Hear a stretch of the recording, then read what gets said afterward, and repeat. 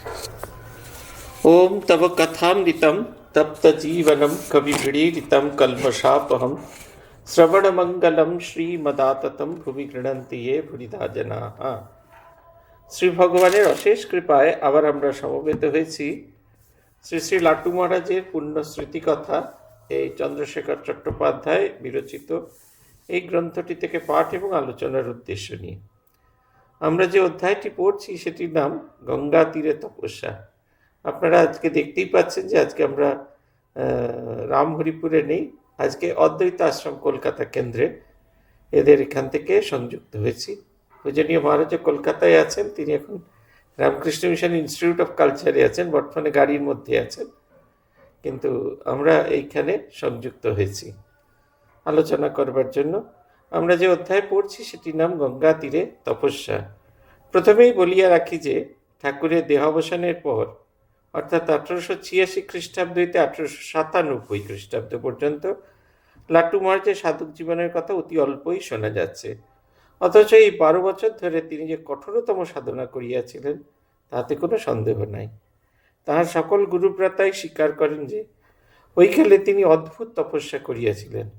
স্বামী বিবেকানন্দ তো বলতেন, লাটু যেরূপ পারিপার্শ্বিক অবস্থার মধ্য থেকেই আসিয়া অল্প দিনের মধ্যে আধ্যাত্মিক জগতে যতটা উন্নতি লাভ করিয়াছে, আর আমরা যে অবস্থা হইতে যতটা উন্নতি করিয়াছি, এতৎ উভয়ের তুলনা করিতে গেলে সে আমাদের তুলনায় অনেক বড়। অনেক সকলেই উচ্চ বংশজাত লেখাপড়া শিখিয়া মার্জিত বুদ্ধি লইয়া ঠাকুরের নিকট আসিয়াছিলেন। লাটু কিন্তু সম্পূর্ণ নিরক্ষর। আমরা ধ্যান ধারণা ভালো না লাগিলে পড়াশোনা করিয়া মনের সে ভাব দূর করিতে পারিতাম। লাটুর কিন্তু অন্য অবলম্বন ছিল না, তাহাকে একটিমাত্র ভাব অবলম্বনেই চলিতে হইয়াছে। কেবলমাত্র ধ্যান ধারণা সহায় লাট্টু মহারাজ যে মস্তিষ্ক ঠিক রাখিয়া অতি নিম্ন অবস্থা থেকে উচ্চতম আধ্যাত্মিক অবস্থায়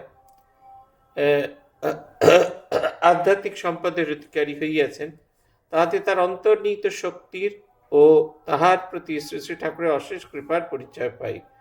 সৎকথা গ্রন্থে শারদানন্দজি লিখিত ভূমিকা হইতে উদ্ধৃত। এটা একবারে খুব স্পষ্ট। শ্রীরামকৃষ্ণ জীবনী লিখতে গিয়ে শ্রীরামকৃষ্ণের পার্শ্বদের জীবনী গ্রন্থ যে লেখা হয়েছিল সেটির নাম হচ্ছে শ্রীরামকৃষ্ণ ভক্তমালিকা। সেই গ্রন্থের ভূমিকাতেও দেখবেন মাধবানন্দজি প্রায় একই রকমের কথা বলছেন। যেটা খুব ইম্পর্টেন্ট সেটা তিনি বলছেন যে এই শ্রীরামকৃষ্ণদেবের পার্শ্বদের জীবনী গ্রন্থের ভূমিকা শ্রীরামকৃষ্ণ ভক্তমালিকাতে বলতে গিয়ে মাধবানন্দজি মহারাজ এটির উল্লেখ করেছেন যে আমরা আলাদা আলাদা, প্রত্যেকে শ্রীরামকৃষ্ণদেবের সন্তান, প্রত্যেকে পৃথক, প্রত্যেকেই আলাদা, তাদের কারোর সাথে কারোর তুলনা নেই। এর প্রতি যেমন স্বামী বিবেকানন্দ আছেন তেমনি লাট্টু মহারাজ আছেন, কিন্তু প্রত্যেকেই শ্রীরামকৃষ্ণের এক একটি ভাবকে কেন্দ্র করে হয়েছেন। শ্রীরামকৃষ্ণ দেবের যে 12 বছরের তপস্যা, তার তপস্যা শুরু হয়েছে যে ভাবটি দিয়ে লাট্টু মহারাজ সমস্ত জীবনে সেইটি দেখিয়ে দিয়েছেন যে শুধুমাত্র অনুরাগ এবং ভালোবাসা থাকলে মানুষ গুরু ছাড়াই সাধন ভজন করতে পারে। তিনি এমনি একাকী পথ চলে যেতে পারেন, তার জন্য কোনো শাস্ত্রগ্রন্থের প্রয়োজন নেই, কোনো কিছুর প্রয়োজন নেই। আমরা যখন গুরু সহ সাধন করি একটা টেস্টেড ওয়েতে যাই, একটা টেস্টেড পথে যাই, এটা যে পথ আগে আগে অনেকে হেঁটে গিয়েছেন যে পথ দিয়ে, সেই পথটার মধ্যে দিয়ে আমরা যাওয়ার চেষ্টা করি। কিন্তু লাট্টু মহারাজের যে জীবন, এটা একবারে সম্পূর্ণ যেন ওপেনকে। শ্রীরামকৃষ্ণ তাকে সাহায্য করেছেন, শ্রীরামকৃষ্ণ তাকে কৃপা করেছেন, কিন্তু একবারে সম্পূর্ণ অনিকেত অবস্থায় থেকে একদম কোনো রকম কোনো কিছুর ওপর ভরসা না করে শুধুমাত্র ভগবানের উপর নির্ভর করে, ভগবানের মুখের দিকে তাকিয়ে শুধু ভগবানের নাম করে এবং ভগবানের চিন্তা করে মানুষ যে উচ্চ আধ্যাত্মিক অবস্থায় পৌঁছতে পারে, লাট্টু মহারাজের এই দিব্য জীবন সেই কথা বলে। এটা আমাদের জন্য খুব প্রেরণার, জানেন তো। আপনারা অনেকে অনেক সময় আমাদের বলে থাকেন যে আপনারা তো ভগবানের বিশেষ লোক, ভগবানের কাছের লোক। এমন কথা নয়। ভগবানকে আন্তরিক রূপে চাওয়াটাই খুব বড় জিনিস, এবং ভগবানকে আন্তরিক রূপে চাইলে ভগবান আমাদের ডাকে সাড়া দেন। তার প্রকৃষ্ট প্রমাণ লাট্টু মহারাজের এই দিব্য জীবন। এই দিব্য জীবন আমাদের চোখে আঙুল দিয়ে দেখিয়ে দেয় যে আমাদের অনেক সম্পদ না থাকলেও চলবে, কিন্তু যে সম্পদটি বিশেষ করে জরুরি সেটা হচ্ছে আমাদের অধ্যাত্ম সম্পদ এবং ভগবানকে পাওয়ার ইচ্ছা, তাকে চাইবার যে ইচ্ছা, এইটা যদি আমাদের ভেতরে তীব্র না হতে পারে তাহলে ভীষণ রকমের সমস্যা এসে দেখা দেবে। স্বামী বিবেকানন্দের ক্ষেত্রে শারদানন্দ যে লিখছেন যে আমাদের মধ্যে অনেকেই লেখাপড়া শিখে এসেছে, উচ্চবিত্ত পরিবার থেকে এসেছে, মনে নানা রকম ফ্যাকাল্টি খোলার সুযোগ পেয়েছে। আমরা অনেক সময়, যেমন আমাদের আমি যেখানে থাকি সেখানে একেবারেই শিক্ষার প্রয়োগ নেই।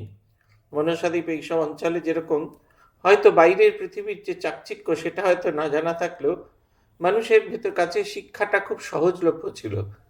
ফলে মানুষ এবং শিক্ষার প্রতি মানুষের অদ্ভুত একটা আকর্ষণ ছিল, যে কারণে লেখাপড়া শিখতে এবং লেখাপড়া যে তাদের আত্মবিকাশের একটি পথ সেটা দেখা দিয়েছে। আমরা যেখানে থাকি এখন সেখানে মানুষ লেখাপড়া করার সুযোগ পায়নি। লেখাপড়া করার সুযোগ, দারিদ্রতাটা এমন তীব্র যে মানুষ লেখাপড়া করবার মতো পরিস্থিতি খুঁজে পায়নি। তারা দিনান্তে দিন আনিয়ে সেই খাওয়া দাওয়ার মতো এরকম একদম সেই রকম অবস্থা, এবং স্কুল যে যেতে হবে, স্কুল যাওয়ার যে প্রয়োজন আছে এটাই অনুভব করে না। আমরা যে শিশু শিক্ষা বিকাশ প্রকল্প চালাই সেখানে লিটারালি প্রায় বাড়ি থেকে ধরে ধরে নিয়ে আসতে হয়। অভিভাবক অভিভাবিকা তাদের যেরকম,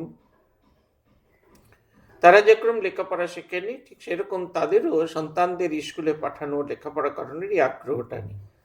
লেখাপড়া যেটা দেয় সেটা হচ্ছে একটা পলিশনেস দেয়, এছাড়া জীবনের অন্যান্য আরো অনেক ফ্যাকাল্টি আছে সেগুলো খুলে দেয় আমাদের কাছে, সেই রকম হচ্ছে পথ। কিন্তু লাট্টু মহারাজের যেহেতু প্রথাগত শিক্ষা ছিল না, তাই যে জীবনের অন্যান্য ফ্যাকাল্টি যেগুলো খুলে দেয় সেইগুলো কিন্তু তার জীবনে আসেনি। তিনি কখনো সুযোগ পাননি, never ever he got the chance. এইরকম হচ্ছে কথা। এই জীবনটা তার মধ্যে থেকে তিনি দেখিয়েছেন যে কেমন করে নিজেকে বিকশিত করতে হয়, কেমন করে নিজেকে ভগবানময় করতে হয়। এটা একটা বিশেষ একটা দিক, একটা বিশেষ রকমের দিক, যেটির কথা বারবার বারবার আমাদের উল্লেখ করার প্রয়োজন আছে। সত্যই শ্রীরামকৃষ্ণ পরমহংসদেব ব্যতীত লাট্টু মহারাজের অন্য কোনো অবলম্বন ছিল না। কি সুন্দর কথাটা! আমরা বলি ঠাকুর তোমাকেই সর্বস্ব করে এই জীবনে এগিয়ে যাব, কিন্তু দেখা যায় যে ঠাকুর ছাড়া অন্যান্য অনেককে আমরা সর্বস্ব করে ফেলে থাকি। অনেকে দেখেছি দীক্ষান্তে, সেদিনকে একজন বলছিলেন যে কত রকমের জ্যোতির গল্প, জ্যোতি দর্শন, ঠাকুরের ছবি আছে, সেখান থেকে একটা টর্চ লাইট আসবে, সেটা হচ্ছে সেই টর্চ লাইটটা যখন কাঁচের ওপর গিয়ে পড়বে, ছবিতে গিয়ে পড়বে, সেটা হচ্ছে কি দেবজ্যোতি। তারপরে যখন সেটা কি কাঁচের ওপর পড়বে, ঠাকুরের মুখের ওপর পড়বে, সেটা হচ্ছে গুরুজ্যোতি। আর তার প্রতিফলন যখন আমরা ভেতরে দেখবো তখন ইষ্টজ্যোতি। এই নানা রকমের সাধন ভজন আমাদের একটা প্রথাসিদ্ধ পদ্ধতিতে সাধন ভজন শিখিয়ে দিয়ে গেছেন গুরুরা, সেটাকে আমরা সরিয়ে দিই, সেটাকে আমরা বাইপাস করে দিই। সেই পথে সিদ্ধ হওয়ার কোনো চেষ্টা, আগে তো সিদ্ধি লাভ করি তারপরে তো অন্য কথা, তাই না? আপনি কলকাতায় এসেছেন লেখাপড়া শিখে, লেখাপড়া চাকরি বাকরি করে নিজের পরিবারকে আগে দুবেলা দুমুঠো অন্নের সংস্থান করবেন। আগে তো দুবেলা দুমুঠো অন্নের সংস্থান করতে হবে, তা না করে আমরা নানা রকমের খাবার কি আছে সেগুলো দেখার চেষ্টা করি। বিরিয়ানি খেতে কিরকম, আলু বোখারা চাটনি খেতে কিরকম, এইসব খাই, অথচ বাড়িতে আমাদের খাবার কোনো অর্থ নেই, এইটা আমরা ভুলে যাই। শ্রীরামকৃষ্ণদেব ভিন্ন, আমাদের আর তৃতীয় কোনো অবলম্বন নেই, তাকে ধরেই থাকতে হবে। লাট্টু মহারাজ তার জীবন দিয়ে দেখিয়ে দিয়ে গেছেন। আমাদের যাদের অন্যান্য ফ্যাকাল্টি আছে তাদের গালে একটা থাপ্পড় মেরে দেখিয়ে দিয়ে গেছেন যে অন্যান্য ফ্যাকাল্টি যদি না থাকে, শুধুমাত্র শ্রীরামকৃষ্ণকে আঁকড়েই আমরা এই ভব নদী পার হয়ে যেতে পারবো। সমগ্র জীবনই তিনি তাহার মুখাপেক্ষী হয়ে কাটাইয়া দিয়াছেন। এক কথায় বলিতে গেলে বলিতে হয় যে শ্রীরামকৃষ্ণ তার জীবন সর্বস্ব ছিলেন। শুধু কথার সর্বস্ব নয়, কর্মে, প্রেরণায়, ধর্মে, ধারণায়, প্রেমে, উন্মাদনায় শ্রীরামকৃষ্ণ তাহার সর্বস্ব ছিলেন। যতদিন ঠাকুর জীবিত ছিলেন ততদিন সাধক লাটু তাহারই নির্দেশ মতো চলিয়াছিলেন। ঠাকুরের দেহাবসানে তাহার সেই একই ভাব, তখনও তিনি তাহাকেই মানিয়া চলিলেন, অন্য কাহারও নির্দেশকে জীবনযাত্রার অবলম্বন করিয়া গ্রহণ করিতে পারিলেন না। কেমন করিয়া যে তখনও তিনি ঠাকুরের নির্দেশ বুঝিতে পারিতেন তাহা আমাদের ক্ষুদ্র বুদ্ধিতে ধরা পড়ে না। তবে তাহারই মুখে শুনিয়াছি তিনি অর্থাৎ ঠাকুর হামারে চালাচ্ছেন, তা না হলে আমার মতো মুখ্য কি সাধন করতে পারে? আমি সাধনের কি জানে, আমাকে তিনিই তো পথ দেখিয়ে দিচ্ছেন। ঠাকুরের উপর এইরূপ নির্ভরতাই তাহার সমগ্র জীবনকে সার্থক করে তুলেছ। এই নির্ভরতাটার প্রয়োজন আছে। এই নির্ভরতাটা যদি না থাকে তাহলে আমরা কোনোভাবেই আমাদের সাধন জীবনে এগোতে পারবো না। ভগবানের প্রতি আমাদের এই নির্ভরতা থাকাটা ভীষণ জরুরি, এবং তাকে কেন্দ্র করেই যেন আমরা বাঁচতে পারি। আমরা যদি তাকে কেন্দ্র করে না বাঁচার চেষ্টা করি, নিজের মতো চলার চেষ্টা করি, তাহলে কিন্তু কোনোভাবেই কোনো অবস্থাতেই আমরা একটি পাও এগোতে পারবো না। একটা জায়গায় হয়তো খানিকটা এগিয়ে যেতে পারবো, কিন্তু একটা জায়গায় গিয়ে আমরা আটকে যাব। এই টেস্টেড ওয়েতে আমরা আটকে যাব।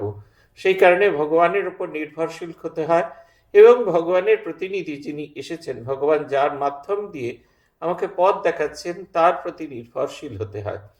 এটা ঠিক, গুরুর শরীর থাকবে না, গুরুর স্থূল শরীর সেটা চলে যাবে, কিন্তু গুরু সূক্ষ্ম রূপে আমাদের প্রত্যেককে দেখা দেবেন। ঠিক সেরকমভাবে শ্রীরামকৃষ্ণ সূক্ষ্ম শরীরে আমাদের প্রত্যেককে এগিয়ে নিয়ে চলেছেন। এটা বিশ্বাস রাখতে হবে, এবং এই বিশ্বাসটা রাখলে দেখলেন হবে।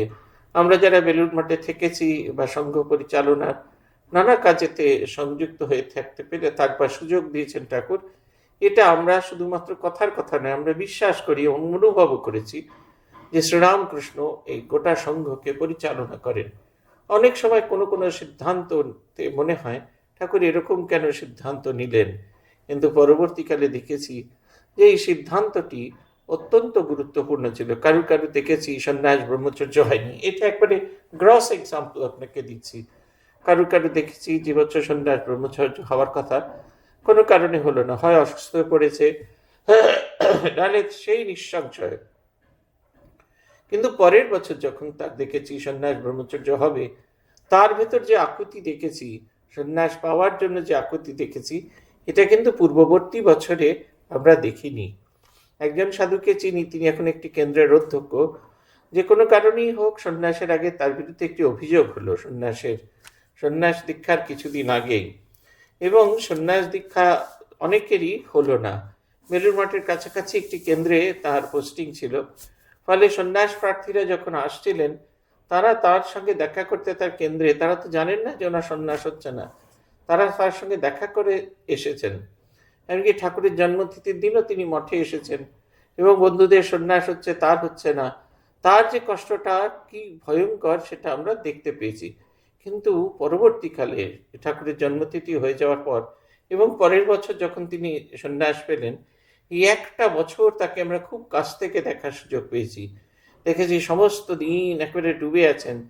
যতটুকু সময় কাজ হচ্ছে, কাজ হয়ে যাওয়ার পরে সাধন ভজন প্রার্থনা করছেন। অদ্ভুত এক শরণাগতির ভাব, এই শরণাগতির অভাবটি আমরা লক্ষ্য করেছিলাম, কিন্তু সেটা নিয়ে কেউ কখনো কোনোদিন বলেননি, কারণ তার এত ভালো একটা সাধু জীবন ছিল। তার এই যে একটা জীবনের ভেতরে একটা যে কালো দিক ছিল, সেইটা নিয়ে কেউ চর্চা করেননি। কিন্তু এই একটি বছর তাকে আমি খুব কাছ থেকে দেখেছি। আমি সকালে যখন মর্নিং ওয়াক করে ফিরতাম, তখন দেখতাম যে পূজনীয় মহারাজ জপ ধ্যান করে ফিরে আসছেন। জপ ধ্যানের অনেক সময় পর তাকে দেখেই মনে হচ্ছে একটা অদ্ভুত রকমের দীর্ঘ সময় ধরে যে তিনি বসেছিলেন, তার চোখ মুখের মধ্যে সেই ভাবটি প্রকাশিত হয়েছে।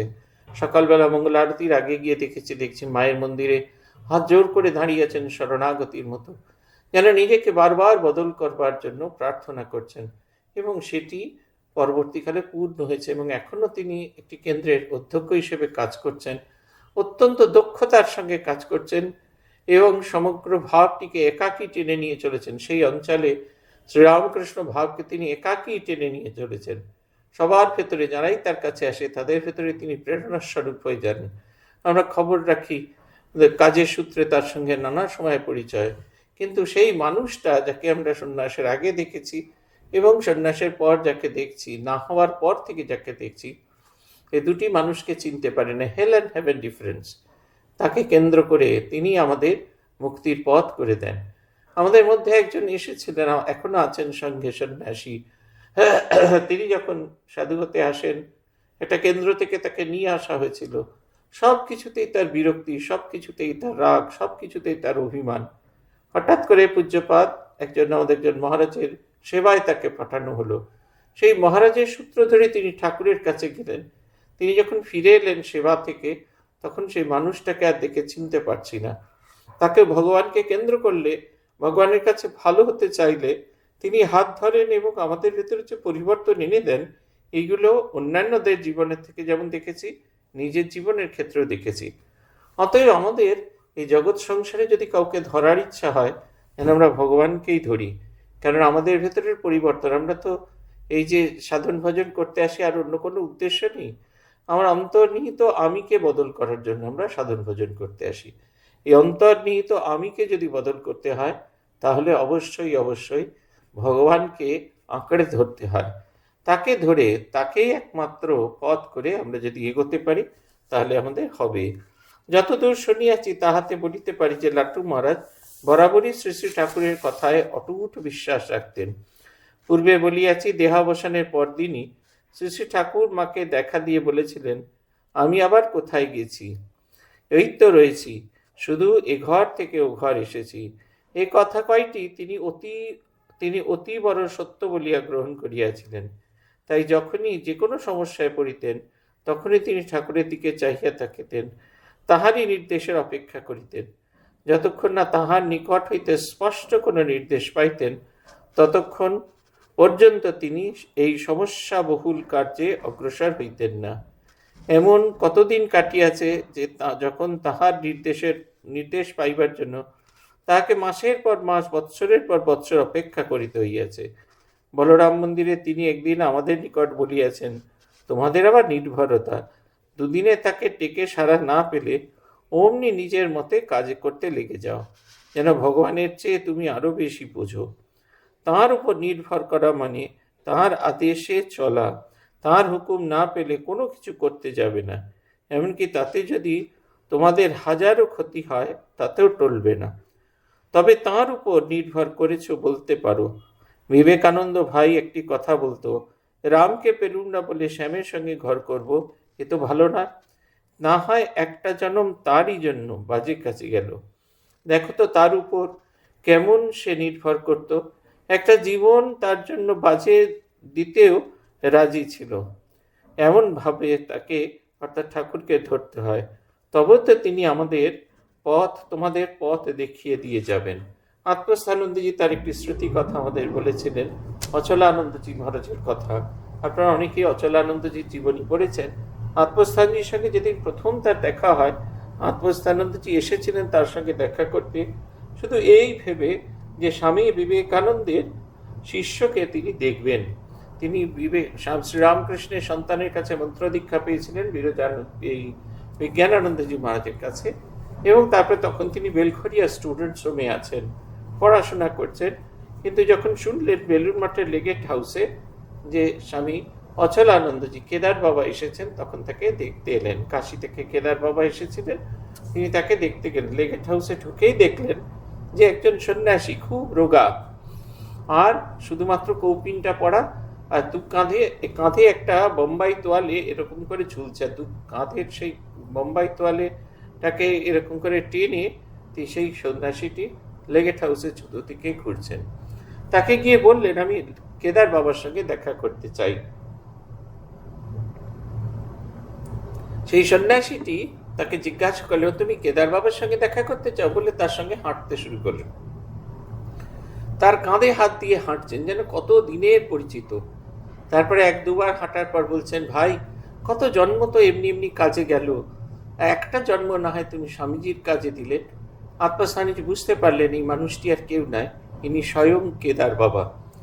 আত্মস্থানন্দজির ঘরে অনেকের ছবি ছিল, ঠাকুর, মা, স্বামীজি, একটা বিজ্ঞান মহারাজের ঠাকুরের যে কুলুঙ্গি ছিল, কুলুঙ্গি তো ছিল না, আলমারির একটা খাঁচের ভেতরে তিনি রাখতেন। সেখানে ঠাকুর, মা, স্বামীজির ছবি ছিল। একটা ছবি ছিল আধখানা ঠাকুর আধখানা মা, এরকম একটা ছবি ছিল। আর দুজনে, বিজ্ঞান মহারাজের কোনো ছবি ছিল না। বিজ্ঞান মহারাজের একটা হাতে আঁকা ছবি ছিল, সেটা ঘরের দরজার যেখান দিয়ে উনি বেরোতেন সেইখানে থাকতো। মহারাজ বেরোনোর আগে মহারাজকে প্রণাম করে বেরোতেন। মহারাজের কুলুঙ্গিতে বিজ্ঞান মহারাজের কোনো ছবি আমি দেখতে পাইনি অন্তত।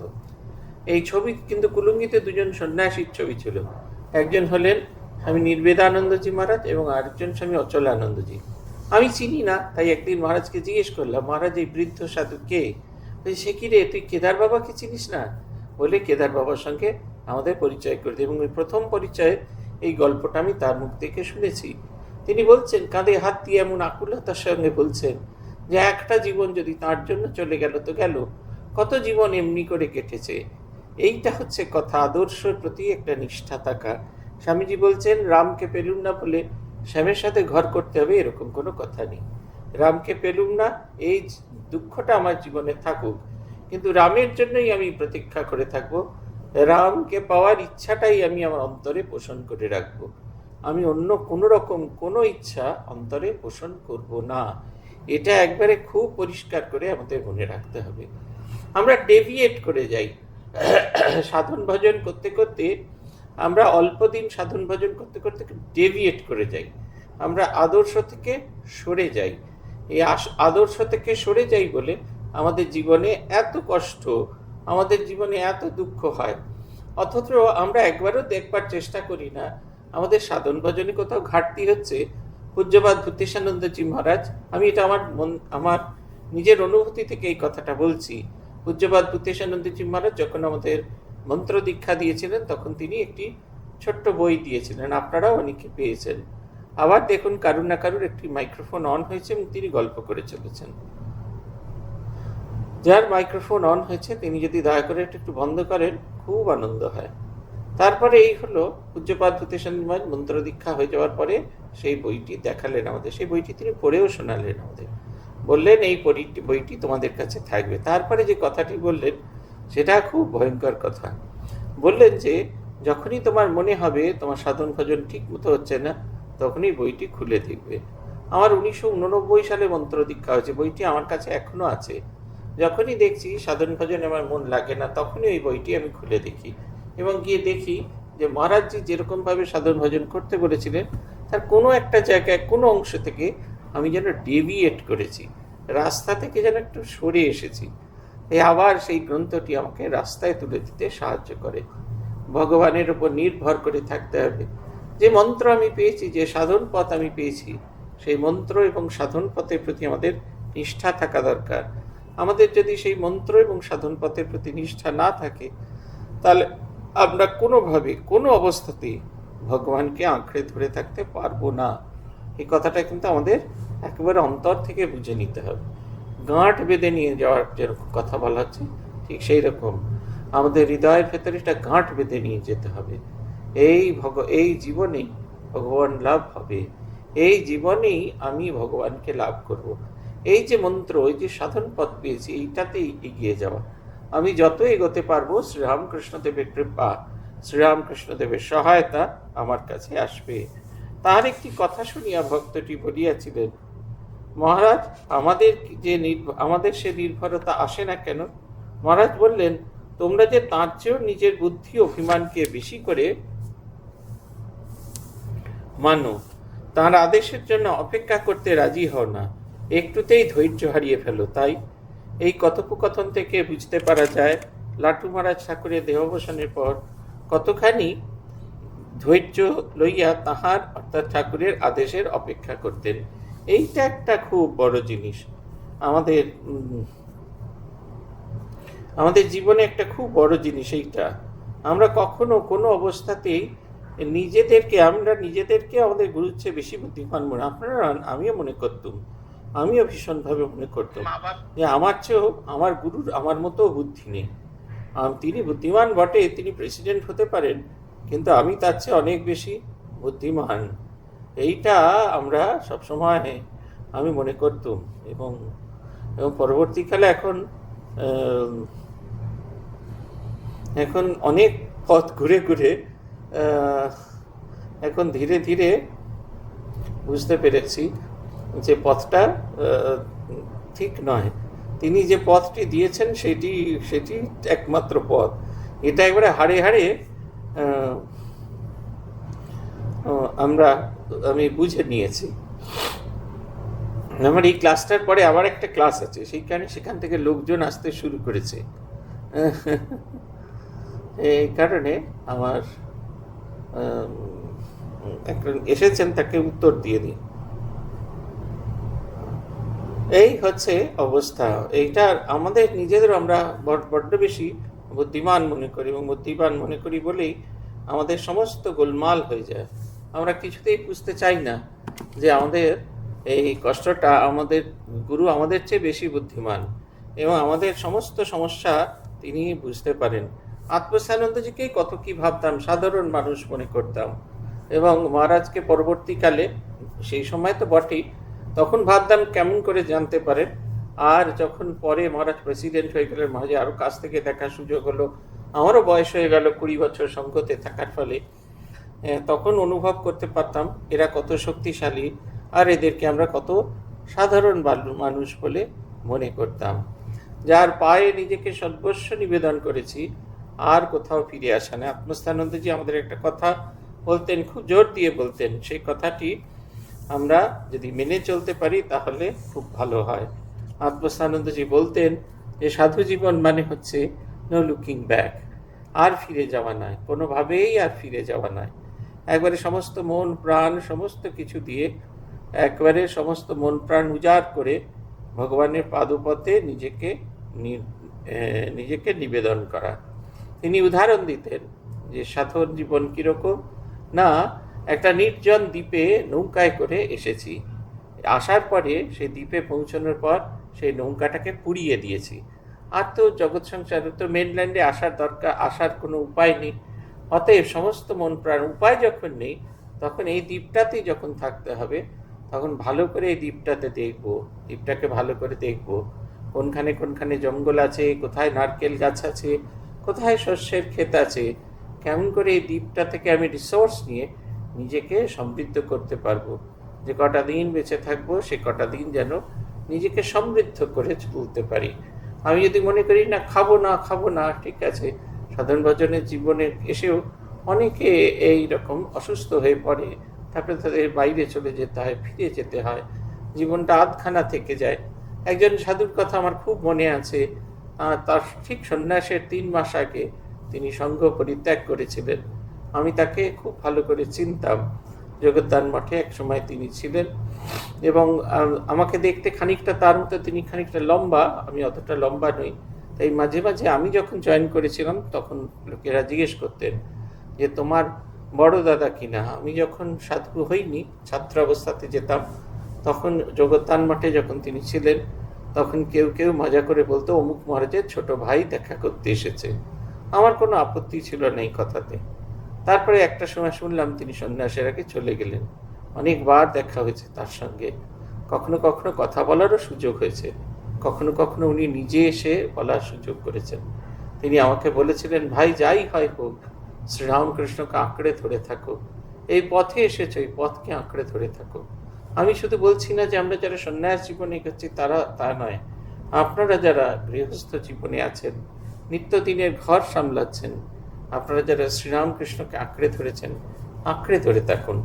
আঁকড়ে ধরাটা ভীষণ ভীষণ ভীষণ জরুরি, এবং এই জরুরি একটি না বোধ করলে সাধক জীবনে কোনোভাবেই কিছুতেই এগিয়ে যেতে পারবেন না। আজ এই পর্যন্ত। ওম প্রণতানাম প্রসীদত্বম দেবী বিশ্বার্তিহারিণী ত্রৈলোক্যবাসিনামিতে লোকানাম वरदा भव। ओम शांति ओम शांति ओम शांति। हरि ओम तत्सत्। श्री रामकृष्णार्पणमस्तु।